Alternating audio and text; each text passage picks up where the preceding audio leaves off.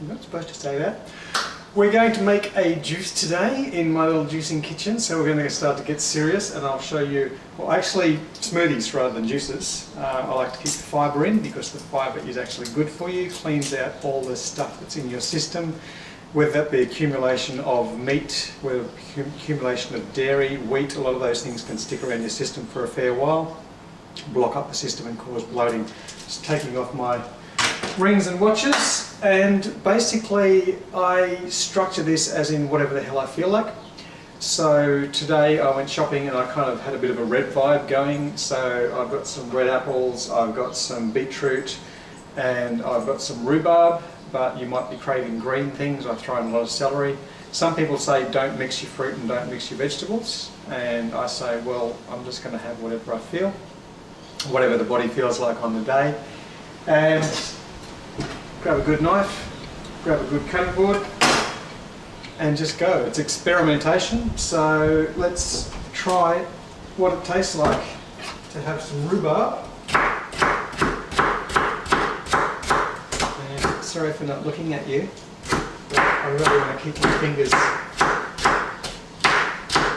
So mostly I use a blender that's a 1000 watt blender. Cost about $100. Comes with a solid warranty, and chop things up into around about 1-inch pieces. Any bigger than that and the blender has to work too hard. Any smaller than that and it just takes too damn long to cut things up.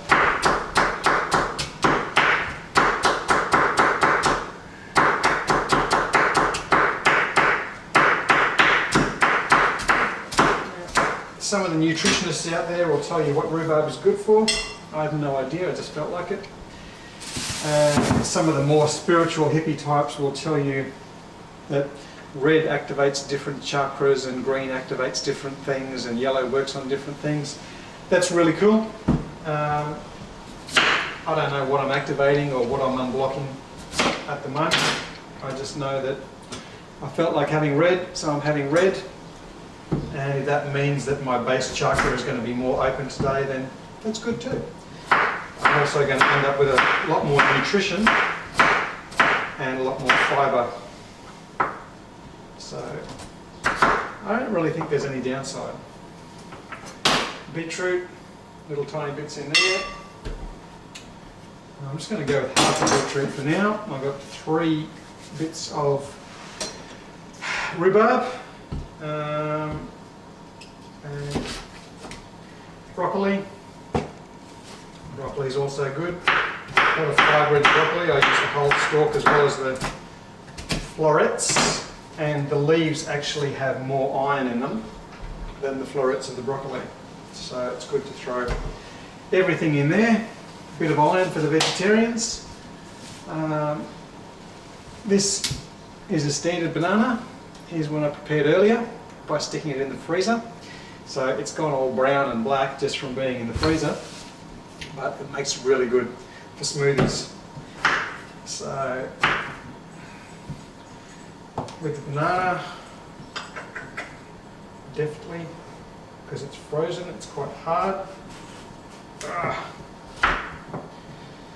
Chop that into smallish pieces.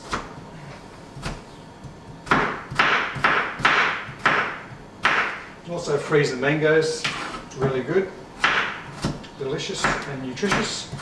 I leave the skin on with the bananas and I leave the skin on with the mangoes. The skin of the banana actually has 400% more potassium than the actual banana itself. I haven't done the studies on the mangoes, but same with peeling apples. You have a lot more nutrition in the peels generally than you do in the whole fruit. Some people are allergic to mango peels. Try it out, introduce a little bit into your diet until you get used to it. And I'm going to go with red apple as well. It's not looking real red right now, but it will once we zhuzh it up a little. Okay. Apple again into about 1 inch or 1 centimetre pieces. If in doubt, chop it in half. Go gently on your blender.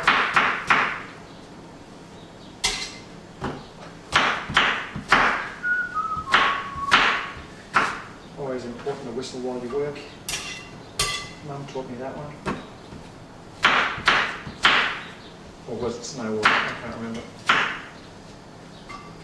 And the core of the apple, take the little stick out. There's a lot of nutrition in the core. There's more pectin in the seeds than there is in the apple, so throw those in there as well. I know Mum said don't eat the apple seeds because an apple will grow in your stomach and then you'll have little leaves coming out of your ears, but if you blend it up first, it's okay. I've also got a little coconut here, which I'm going to use the coconut piercing tool, because with this much bulk, this much fibre in the blender, it's not going to reduce down into a juice consistency. So I normally throw a cup of water in there or some coconut juice.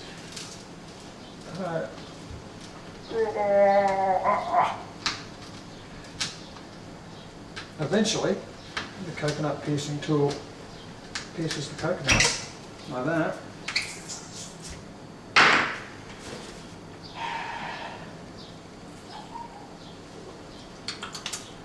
Damn, that's good squishy. And you pour that in there. I'm not going to open the rest of the coconut right now, but later on we open that. It's a lot easier to open the coconut when the fluid's out of it because there's no pressure on the inside, so you can open that up. With a hammer and chisel, or with a hammer and a knife, very safely of course, Mum. And put the rest of the flesh in there because there's a lot of protein and good cholesterol, good fats in coconut. Now that looks a little bit light on as far as the juice goes. So I'm going to get some water. Stepping out shot, of course. Just a bit of tap water in there, because that coconut didn't have a lot of juice in there. Make sure the lid goes on. Just pulse it a little bit.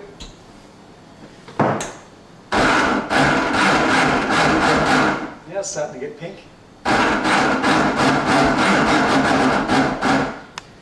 I like to have a bit of sweet and a bit of sour in there. So obviously with your celery and your rhubarb and the broccoli, those are sour compared to apples, pears, mangoes. You don't want the juice to be too sweet, otherwise you can't drink it. You don't want it to be too sour, otherwise no one will want to drink it. And you have a combination of the fruits and the veggies, because the fruits are very simple sugars. Like fruits you can break up with your hands, whereas veggies are a lot more fibrous. So the fruits will burn up quickly in your system, and the veggies will be a bit more of a slow burn, so you'll be full for longer.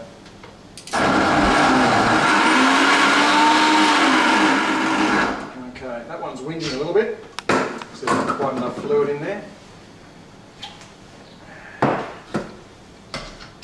And it's not blending well.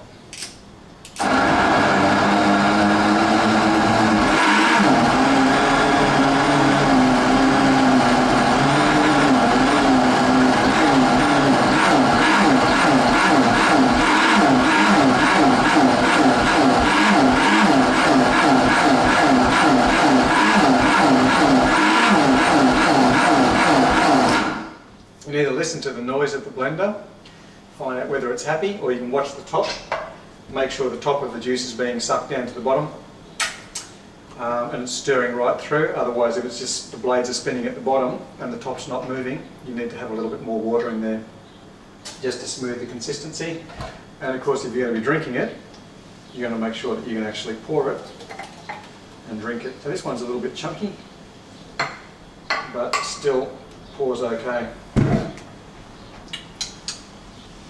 Cheers.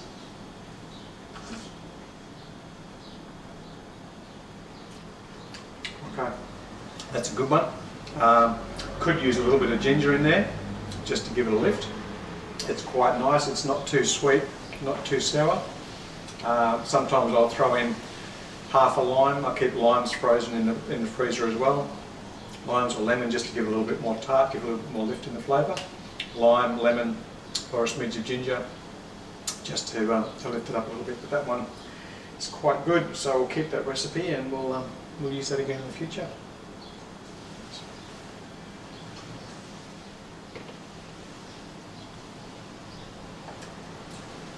Would you like some?